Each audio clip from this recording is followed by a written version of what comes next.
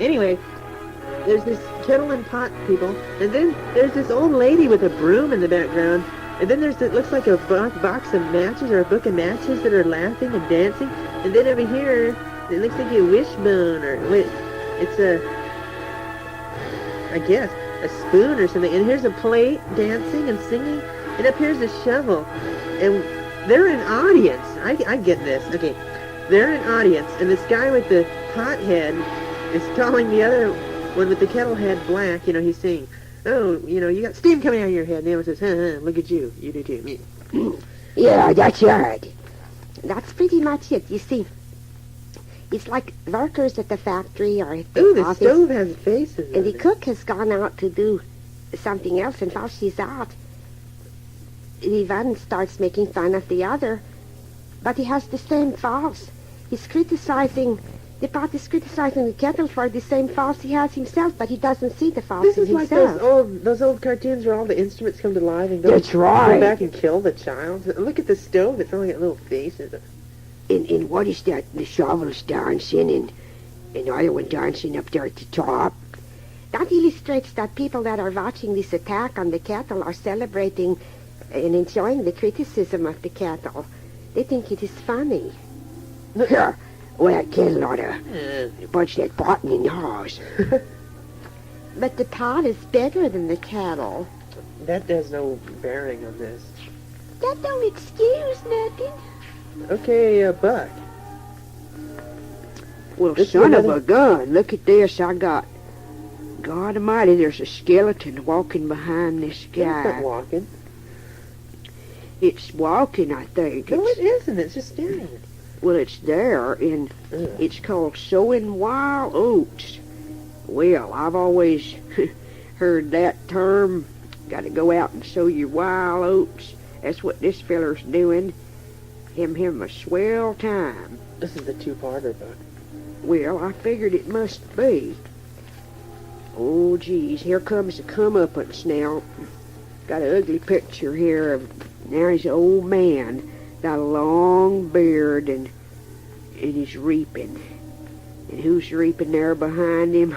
That skeleton's been over, helping him reap faster, tying up the bundles of wheat. And he's bending over with the scythe there, the man's head right for the grave. And behind him's all, I guess these illustrates the sins, all these little bundles of straw. Looks kind of like yours, huh? Lord, and that skeleton's just a smiling, it's just happy. But the man don't look so happy now. Well, that just proves if you go out and you just sin right and left, don't give a darn about nobody else but yourself, someday it's all gonna come back on your own head, and that's what's happened to him. Well. What a sobering thought. Ooh. In the picture is unnerving, to say the least. Here, Valerie. Let's see what yours is. Oh, I hope I got something nice. Here you go. Oh, I got this horrible-looking man. Oh, he's so ugly. It's called Profanity. It shows this ugly man with, arrows of, I guess they're like little lightning bolts of nasty words is what they represent, coming out of his mouth, showering out like that, and then there's little grains dropping down like lava underneath these lightning bolts. It's falling from his lips. I guess that represents... That could be salty.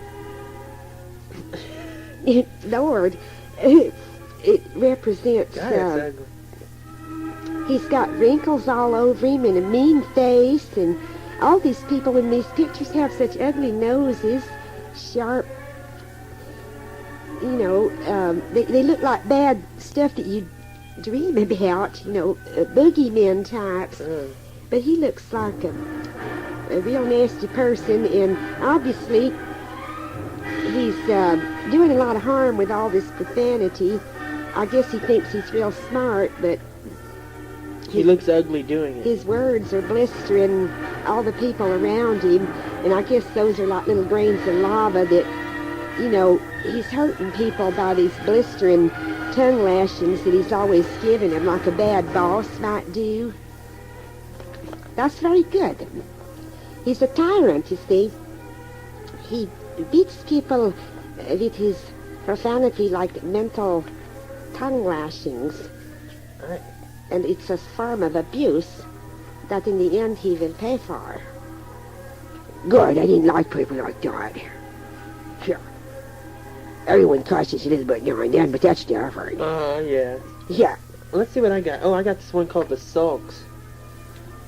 It's got a, what it is, it's got a picture of this, looks like a Roman soldier, and he's sitting on a couch, and he's holding on to this little man, looks like a little gnome or something. And this guy, this other Roman's trying to reach out and help him. It looks like some kind of disappointment went on, you know. And this guy's trying to help him, and he pulls away, and he says, leave me alone, you know, let me live in misery. So he's sulking. That's very good. You see, the man is offering him help, but he prefers self-pity. He wants to draw back and hang on to his self-pity because he's getting some sort of pleasure out of this. So his personality has disintegrated into sulking far too often. And he's holding on to a little doll or something. Gnome. That's his pride. He'd rather hold on to his pride and sulk than to be sensible and take some advice and help. It's funny, isn't it? Huh, bizarre. It's nice. It is funny. These are, like Valerie said, sort of like little gnomes, the way they draw them. You must say boogeyman. They do look like it, especially that one that was the one Slanger had with that devil that was in the grave there. It looked like the boogeyman I used to picture when I was a kid. This is the one I got. Ooh, it's called the Devil Sifter, and it shows that a person with it's the devil, I guess. It's the devil. And he's got long johns on. Pajamas. Yeah. And he's got a huge sifter. And in the sifter, there's people. And falling his hand. Yes. Oh, he's got a tail coming out. And the people are falling out of the sifter, and some are staying. So I guess it represents that the devil likes to play in the sand. Yeah. Tell us about that one. Well, there's the devil trying to make his sketch. And he's got his sifter. Well, it's like when you, in the old days when you made the cake from scratch, you would sift the flour, you see, and the good flour would come through, but the chaff would be caught in the sifter and be thrown out. Well, the devil's caught the bad people in the sifter. The good ones got through all right. They outwitted him. They didn't fall into his trap, but his trap They weren't did. fat enough. Here, look at that. The devil's got ears that stick way out on the sides. Jughead. And you ever seen the devil is pictured so many different ways by different people, and over periods of time it changed a lot in paintings and everything. That's very true. He used to be pictured very ugly like this. Then later he became very distinguished looking, very presentable devil. Fit for the parlor company, which was just another trick of his. Yeah. Oh, okay. I've got something here called Hard Shells number 1, heads up. Oh, turtles. A congregation of turtles. It sounds like the people that listen to you. It's being preached to. They're looking at this speaker, I suppose in this book it's a preacher, and they're all listening, but this is only number 1. So, in the second illustration, part 2, Hard Shells number 2, tails up. Oh, they don't look happy now. Well, obviously, he said something they don't like, and they've turned their tails up. Look at the alligator. Mooning him. There's Squint. Yeah, there's the killer. Got his big tail up, way up. Ah, is that, am I right? That's right, you see, it's like they were listening to him when he talked about things that they liked and it did not offend them. But when he got too close to their own faults and told them the truth about themselves, they did not like to hear this, so they turned their tails up and refused to listen. Ah.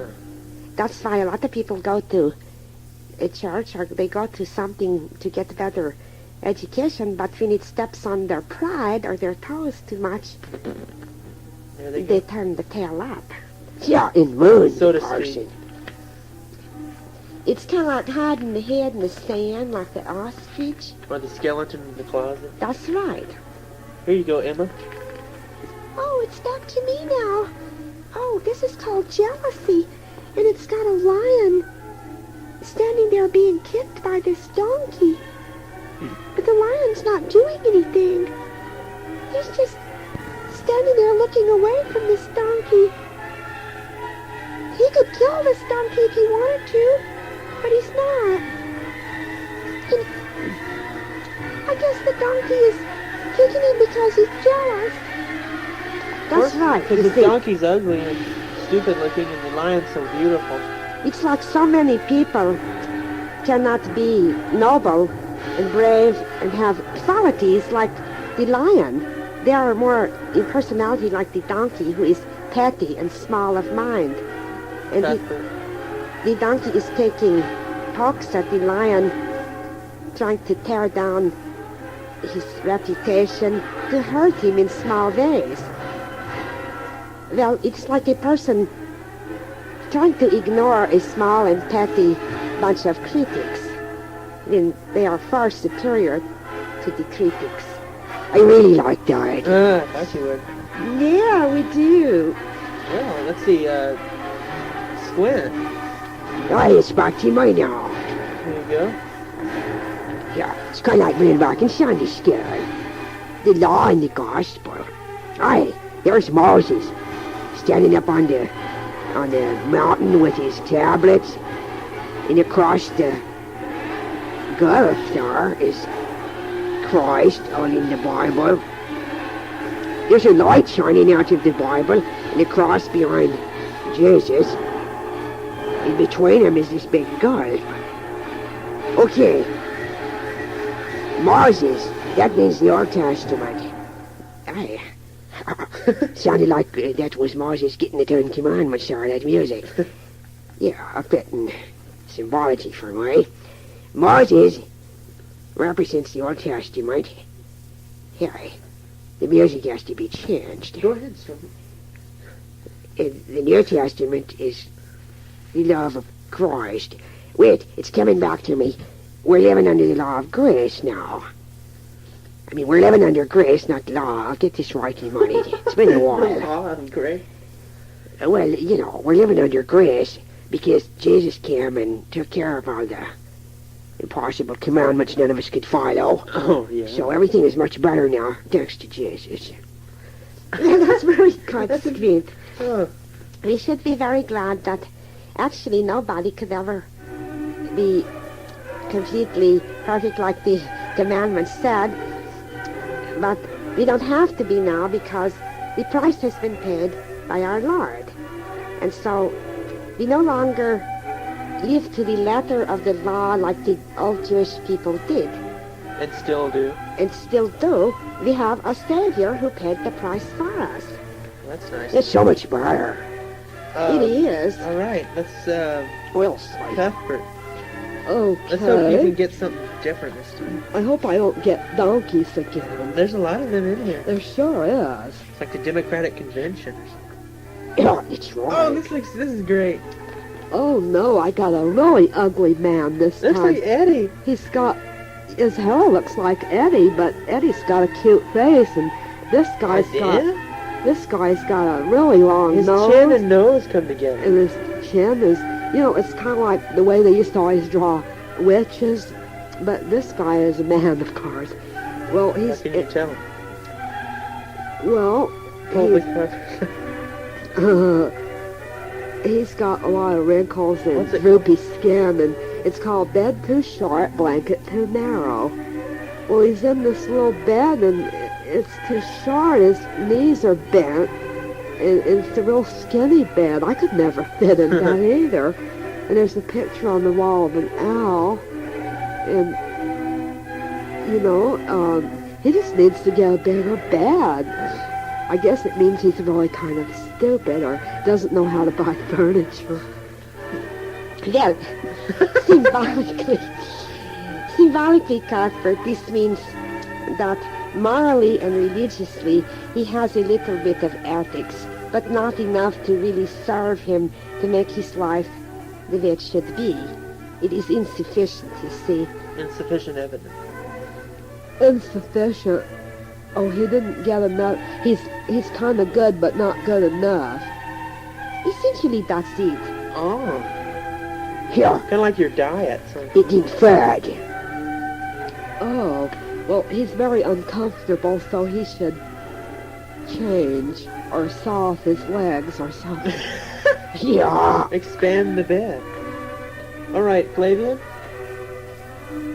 Oh, look, I get the most depressing ones. The drunkard's last offering. Oh, here he is in the bar with a cruel-looking bartender standing by looking at with an able grin. And there's a devil on the throne with a whiskey bottle in his hand. And there's a skull and bones on the side of the throne. And this man is in rags, and he's kneeling there, laying a small angel at the feet of this evil-looking devil on the throne. This angel, what is it? His soul. Oh, I don't want to say it. That is right, Flavian. You see, in this You always get illustration, the weirdest one. These will give you bad dreams. sometimes they do. But that is correct. The angel represents the man's immortal soul. But his whiskey is more important to him than his immortal soul. So he's selling his soul to the devil here. Well, that bartender sure likes it. That's right. But it doesn't have to be just whiskey. The whiskey bottle represents anything that is more important to you in this life, that you would sell your immortal soul to get this thing that you want. Sort of like when I played Dr. Faustus. Uh-huh. That's it. Pitiful, isn't it? It's really sad.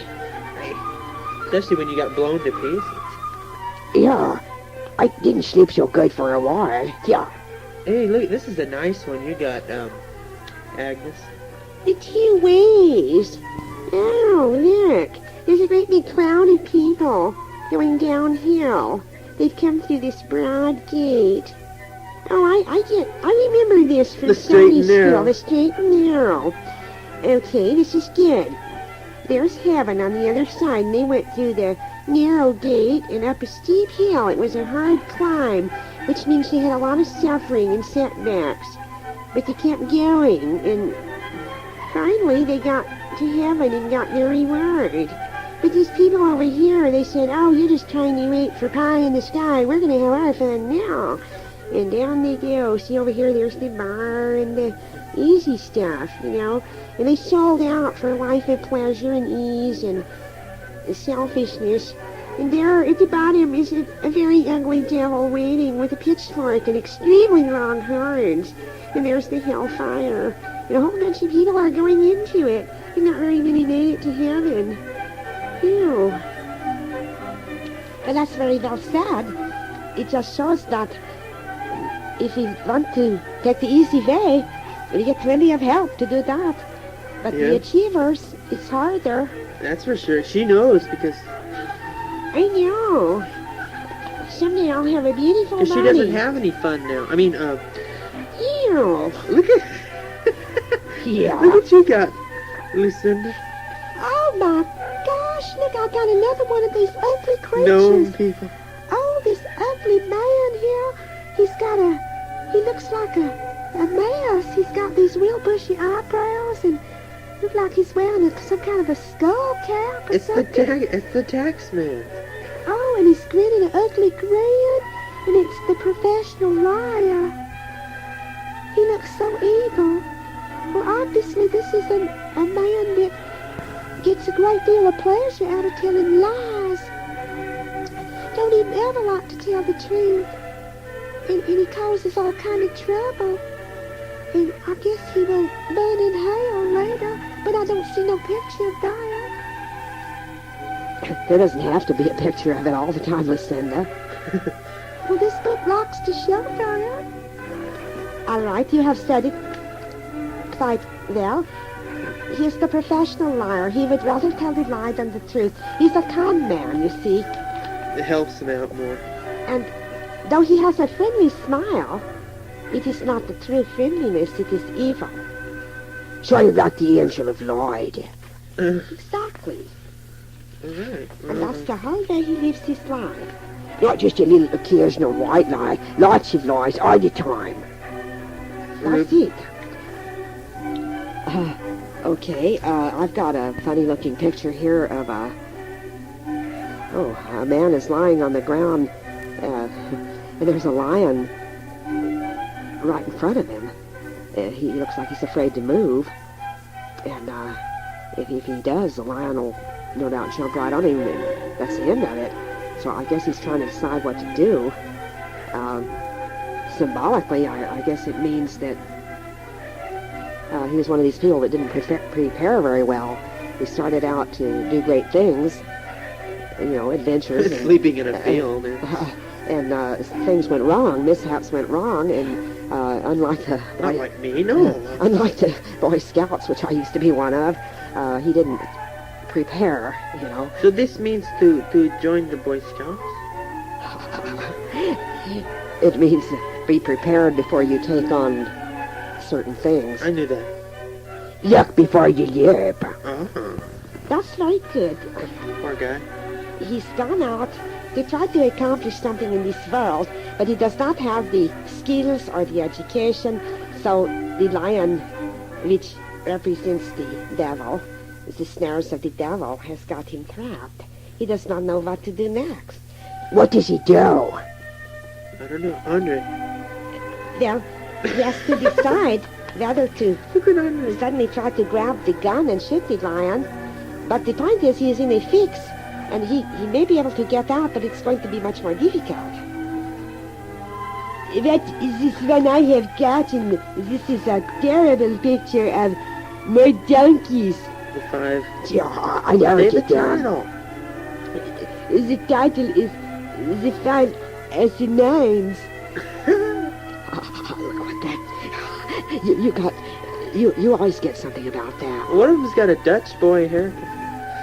Look at this. They are pictured. There are the 5 asinines, donkeys, and there are also 5 people, personalities behind. I see. These are representing the personalities. One donkey is very fat and smiling. Casper. One donkey is standing there looking very smug and satisfied. Oh, there is the man that matches him there. There is a donkey with his ears laid back. This One guy is looks like he has the mumps. an ugly man that looks like he has the mumps, perhaps not very good sense. And one is kicking the heels up. One man has the pointed head. And this donkey is pulling, another donkey is pulling, trying to get loose from the harness and the bit in his mouth. One donkey has too long of hair, perhaps a sort of rebellious donkey, but he looks too sleepy. And there is a round-faced man in the background. I do not know what this means. All that explanation, Well, you have pointed out a good thing in showing that these personalities have some... See, the donkeys represent bad qualities in these people. In life, this donkey here with the proud head and the man that matches him, that is too much conceit. He lives his life thinking he is much better than he really is. False idea of his worth.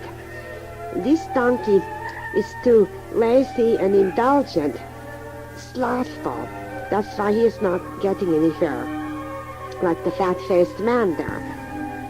This donkey that is kicking up is rebellious and argumentative, always takes the hard stand against everything intelligent, wants to cause troublemaker. Okay. This pointed-headed donkey That's is... a man. That's right, I mean the pointed-headed man represented by the Pointed at it, no. donkey that is pulling, that is stubbornness. He knows he is wrong, he's been proven wrong, but still, he will not admit it. He will not give in. He is too stubborn. This donkey here is representing a fool who is just too stupid and unconcerned about anything of value. All he wants is the easy, lazy way to make fun of anything intelligent, to mock and make fun of people that want to get somewhere. He's a fool. All right. I see. I meant to say that. Oh, yeah. It's my turn. I'll say that. It is for you now to depict. You have to be careful, the pages will fall, the book is so old. The pages are falling out. This is called Strain Out the Gnat, Swallow a Cam's. Yeah. This has got the man who looks like he's got an hourglass or a pudding bowl, and he's dumping something into it. Looks like a salt shaker. And by the name of the title, I think he's trying to strain out the gnats. And then there's another man over here who is trying to eat the camel whole. What's a little tiny camel? And I think it means that this guy's trying to get rid of a problem that doesn't really matter. And this guy is trying to sweep a big problem under the rug. That's very good. Oh, okay. To clarify perhaps just a bit more, it is like the people that make so much of a little insignificant detail that is of no consequence whatsoever, and when a big problem comes along that really should have their attention, lives may be at stake or something involved, they let that one go by because they're too busy straining the little gnats and the details. Oh. I've seen people do that a lot. So have I. I know. It happens a lot in this world. Strain a gnat and swallow a camel. Gross. Is that kind of like when a camel tries to go through the eye of a needle? No, a camel cannot fit through the eye of no needles. His hump would get stuck. Well, that is a camel of a different color. Oh, Yeah. Kelly, Oh, I got something called the little foxes. Camel going through the eye of the needle. needle going through the eye of a camel. That's because it's easier for a rich man. It's easier for a camel to go through the eye of a needle than a rich man to get into heaven. We've gotten rich a time or two lately. Never mind when you Yeah. read the thing, please.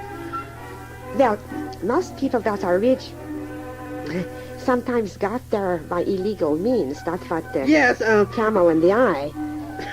But what about the little foxes? all Oh. the same. The little foxes. Oh, they're so funny. They look like little ferrets or something, weasels, and They're foxes. well, they're on this grapevine, and they're all going in every direction. And in the middle of the grapevine is a picture of Christ, and Great. these little foxes are eating the clusters of grapes. I know it's something about, Jesus said something about, the little foxes that spoil the vine. I guess it means that these are like people that hear the word of God, but instead of doing anything good about it, They're just trying to make money. they take the word of God and ruin it and twist it. That's right. They're distorting the vine of knowledge that Christ is teaching. They're spoiling it by adding their little bites and taking So- all of the true juice from the vine. They're despoiling it. I see what you mean. They're perverting it. Right. Exactly. That happens a lot. There's a lot of perversion going on. Squint. Yeah. It's my turn. I got something Slinger. called. Here we go. Oh, you have got a three-parter, Slinger. A 3-part? This is the fight with conscience. Oh, okay. The first First blood. blood. Is the next one called Ram?